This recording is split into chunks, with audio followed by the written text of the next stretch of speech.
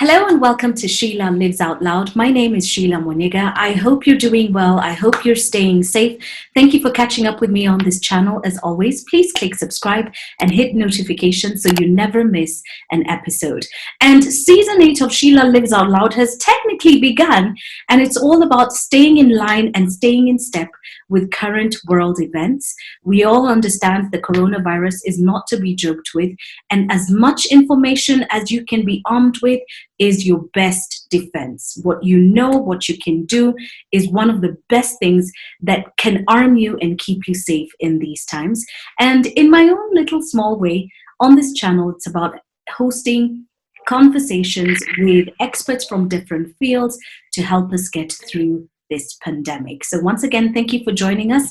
Remember to share this video because as many people who can get informed, the better for all of us. And joining us for a conversation where I have got to say the titles nicely, is Dr. Joy Mugambi.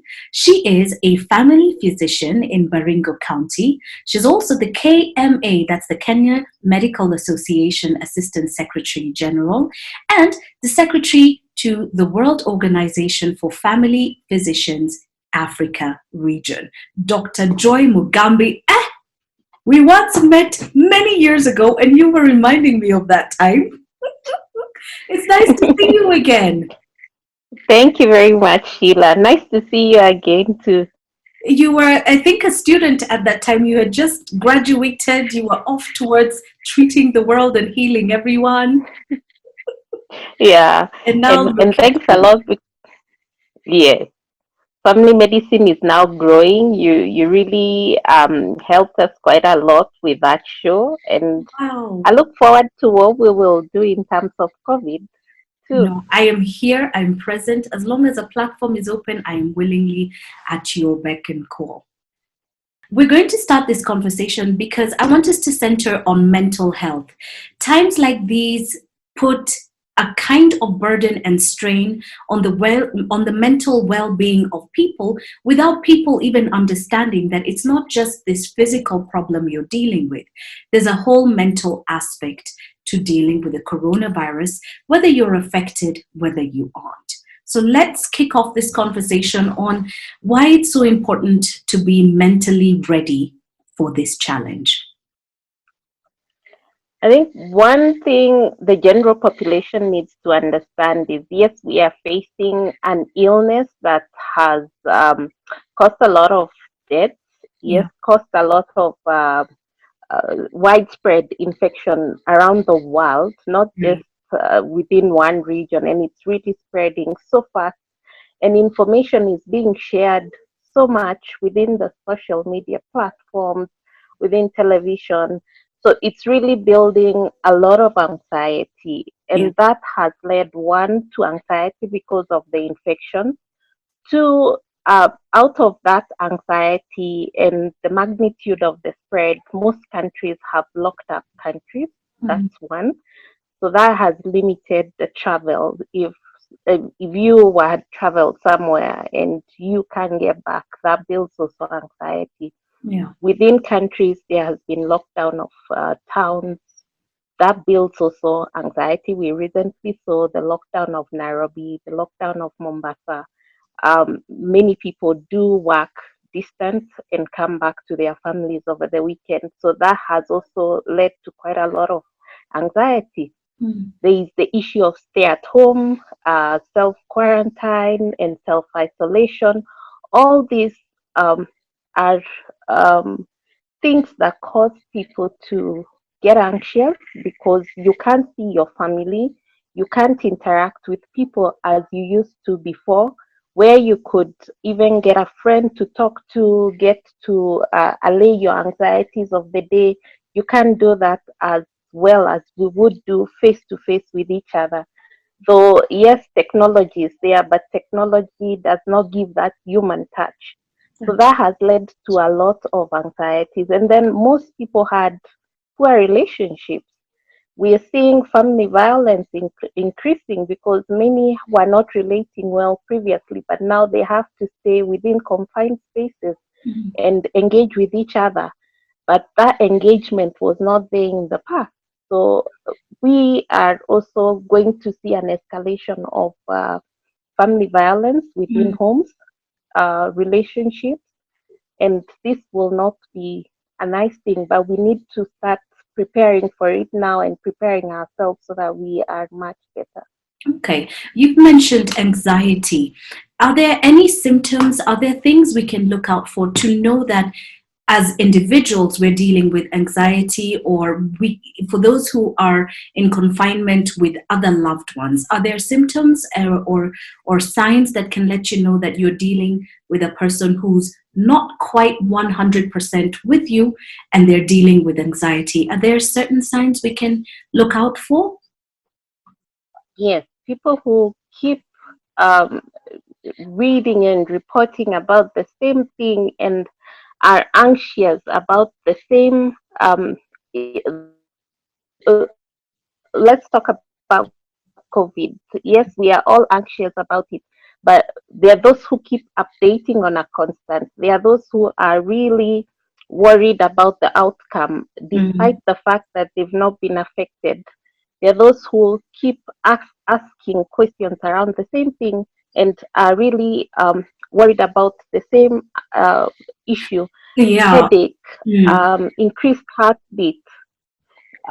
Those are issues, and lack of sleep, yeah. uh, talking a lot about the same problem, let and others withdraw about the same issue in terms of illness or in terms of what anxieties they are facing.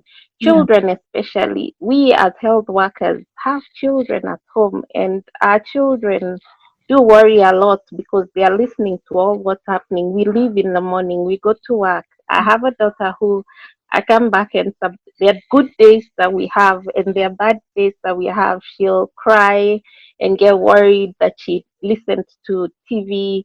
She heard that people are dying, Yeah. and mainly health workers.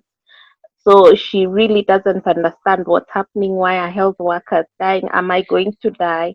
Mm. Such questions can lead you to understand that someone is going through anxiety and really needs to be addressed as early as possible. Right. You mentioned lack of sleep, and online, I found quite a few individuals. They call team insomnia, and every day now I wake up to find people who've been awake from 2 a.m. and they're having all kinds of conversations. So a lack of sleep, a lot of individuals are experiencing it. I'm personally experiencing it. I'm awake between 2 and 4. What I'm doing between this time, I really can't tell you, but you're just up there blinking and worried about bills. You're worried about the safety of people that you know. um, Allaying those fears is not easy, Doc. It's not easy, and it's interesting that you've said we obsess over certain things. And at the beginning, on my platforms, on my social media platforms, I said to people, I'm not going to talk about the death and the numbers, because the numbers are the numbers. There's nothing that can change that. But still, you find yourself looking, where's Italy at? Where's Spain at? Where's It's become this unhealthy fixation. It's become this need to know, even though there's nothing you can do about it. So how do we begin to center, to calm down, and hopefully to sleep at night? Part of ways of helping yourself, many people were used to even exercising outdoors, and now you have to be indoors. Yeah. Look at creative ways of also exercising indoors, getting busy while you're at home. But first of all, you have to start with waking up in the morning, dressing up, looking smart like you would when you're going to work or Yeah. getting out for a day. Mhm. Then remember your exercise in the morning, your exercise in the evening, even a small confined space. There are quite a number of exercises on YouTube. People are sharing around what you can do when you're in a small space, that you can do when you're in a small space, and ensure that you're physically fit, Yeah. and you are also now being able to do your activities. If you had plans for 2020, start executing them, Mm. even if you're not getting out to do them outside. There must be some plans that could easily have been done indoors, which you can start writing down on your computer. You can have a daily diary. We call it a reflection diary. Mm. Reflect on what's happening around. Speak about your anxiety to your notebook. Yeah. And this will form quite a lot when you get out of all these states. It could even be a book that later is being published, and Mm. you can have people read about your solitude and that time. Probably, I keep saying, probably God put us where we are so that we listen to ourselves because we've been busy. It's been, Sheila, yes, where are you? I am headed this way. When do we meet? We'll meet next week. We didn't know about next week, and we are here now this week. So, Yeah. what plans can you set out for yourself? Mm. Uh, there's so many other things that you can do indoor. Learn an art, a craft. If you have been saying you'd paint, you can order some paint brushes. Textbook Center is still online, they'll deliver. Uh, you can start doing sketching. You can teach your children quite a number of skills. Mine have now learned how to bake, how to cook, do different things.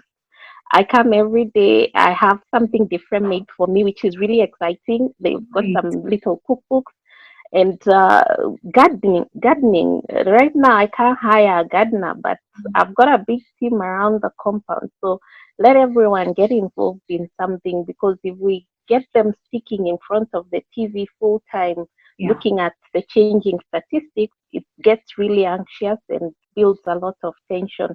Mm. Even an individual who was working, look around your house. Is there something I can repair? Can I remove the paint and repaint it?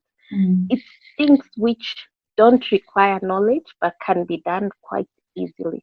You know, the expression that comes to mind when I listen to you is jipe shugli. Yes.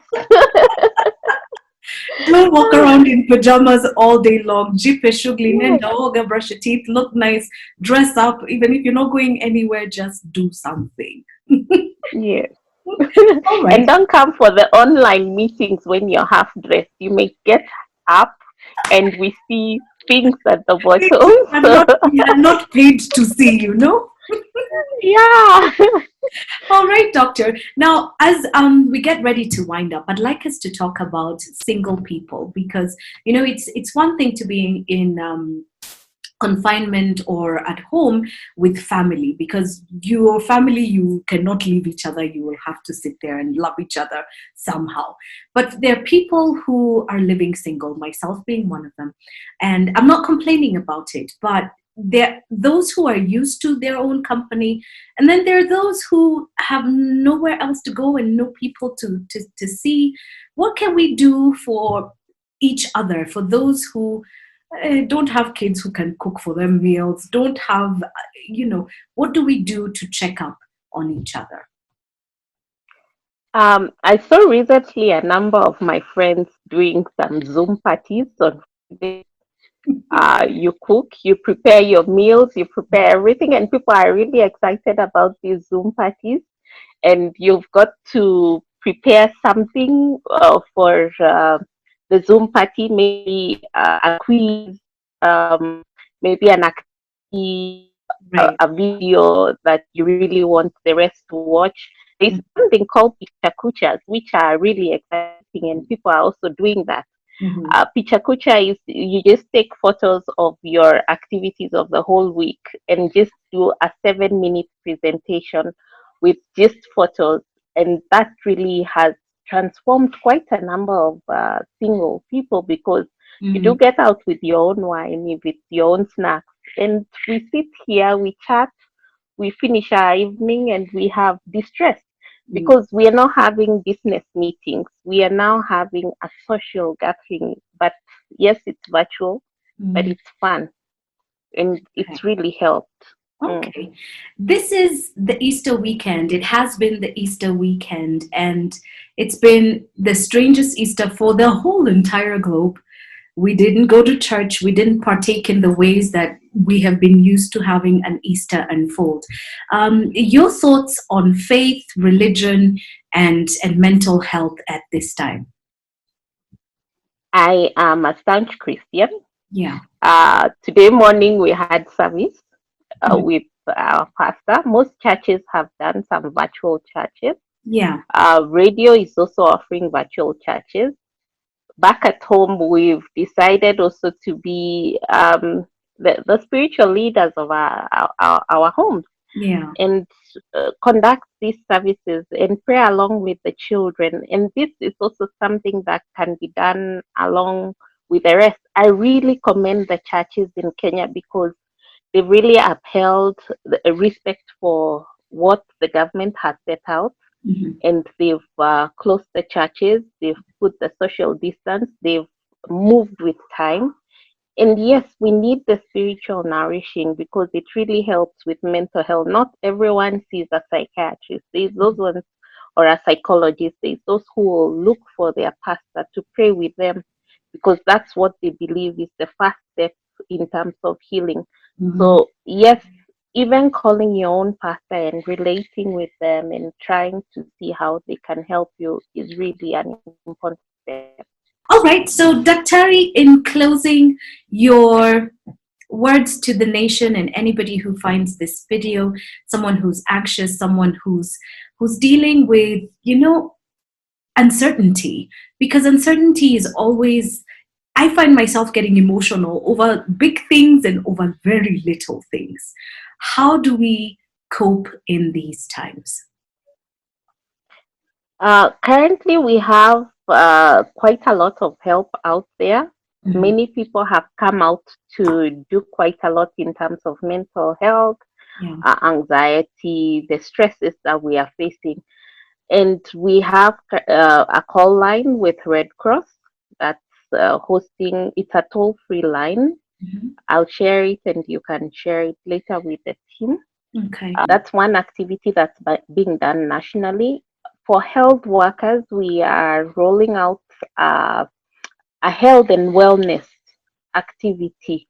We didn't want to call it mental health issues because it's not all about mental health issues. It's all about health and wellness, Yeah. physical fitness, meditation, yoga, Mhm. counseling, and the psychiatrist support, Yeah. which will involve this whole team as Mhm. a routine for a whole week. So we urge health workers to reach out when we do roll out that program. They are most affected. Yes, we are seeing the most sick and we have to handle them. We are also afraid. Someone asked me, are you afraid? Yes, we are afraid, but fear is what drives us, and fear is what makes me fight for you.